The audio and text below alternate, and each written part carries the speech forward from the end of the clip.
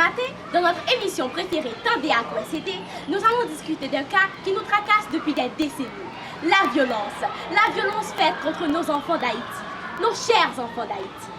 Ce matin, notre émission nous permet de réfléchir sur ce cas, car l'association anti-violence Sauver Jeunesse là nous offre une scène de théâtre pour nous montrer l'atrocité que vivent ces jeunes quotidiennement. Suivons ensemble.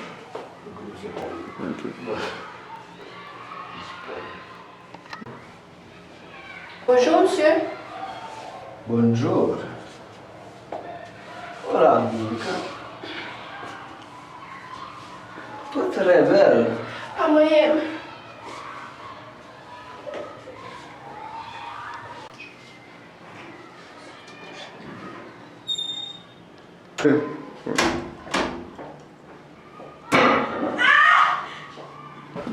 Nous voilà de retour sur notre plateau de notre émission Tendez à quoi céder.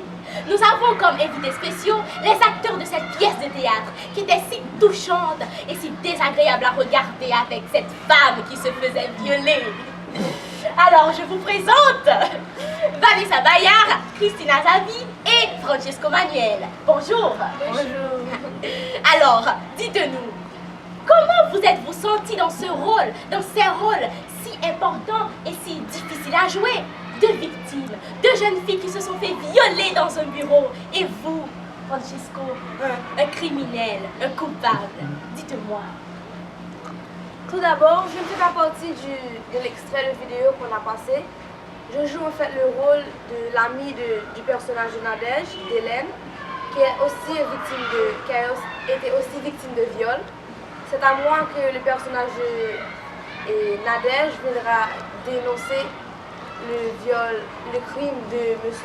Vasquez, et c'est à nous deux qu'on se rendront compte à l'association Sauver Jeunesse là.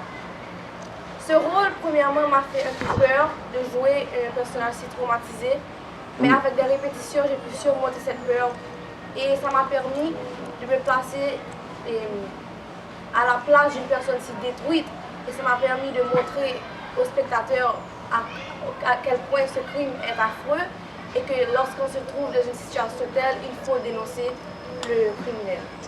Tout à fait, c'est complètement compréhensible. Et vous, Christina?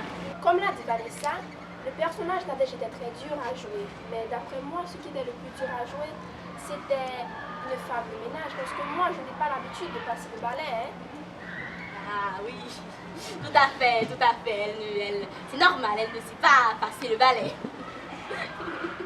Alors, Francesco et vous, parlez-nous un peu de votre rôle. Bon, mon rôle, à vrai dire, je vais commencer par vous expliquer que c'était pas un rôle difficile à jouer. En général, on me choisit pour ce genre de personnage. C'est criminel, c'est délinquant. Mais je ne sais pas pourquoi, je ne saurais savoir pourquoi. On a ce petit truc pour moi. Mais le rôle était facile, rien de spécial, rien de différent. C'est quand même impressionnant, hein? Il est fort.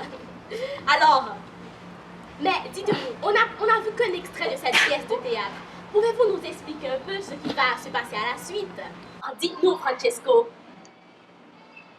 Bon, ça c'était à prévoir.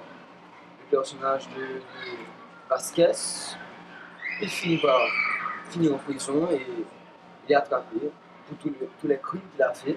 C'était pas la première fois, ce ne sera pas la dernière.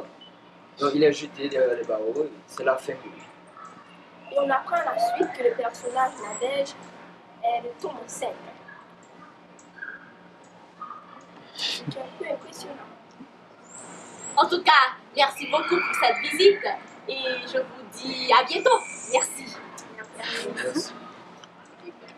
Mesdames et messieurs, c'était un plaisir de vous présenter cette pièce qui était si touchante et qui amène à beaucoup de réflexions sur ce qui se passe ici en Haïti. Elle amène à réfléchir également sur les associations étrangères qui font parler d'eux sur un plan de plus en plus négatif. Faudrait-il les éliminer? Cela reste encore une décision très complexe. Alors, concernant le jeu des acteurs, je trouve que c'était très agréable. Ils ont bel et bien réussi à mêler tristesse, choc et peur dans leurs répliques. Et ils nous amènent également à réfléchir sur tout ce qui se passe ici.